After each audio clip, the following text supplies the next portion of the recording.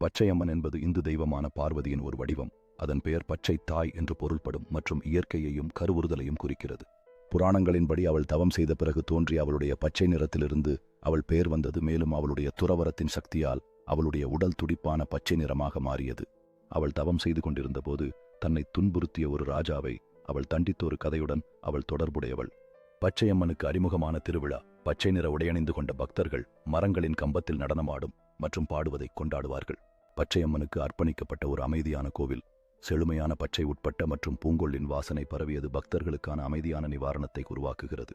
நட்சத்திரங்களை மின்னிக்கொண்டு வானத்தின் கீழ் சீதளமான மாலை பற்றி பக்தர்கள் பிரார்த்தனை சாதித்துக் கொண்டிருக்கும் காட்சியோடு பச்சையம்மனின் கோவில் பின்னணி ஒரு அழகான வெளிச்சத்தில் ஒளிர்கிறது.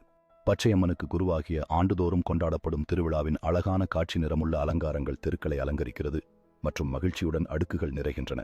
பச்சையம்மனுக்கான பழங்கால பின்னணிக்கு கிராமத்தில் மக்கள் மரபு வழி அருள் பணிகளை தயாரிக்கின்றனர். பச்சை தாயின் கோவிலுக்கு செல்வதற்காக பழங்கள் மற்றும் பூக்கள் நிறைந்த பருப்புகளை அலங்கரிக்கிறார்கள்.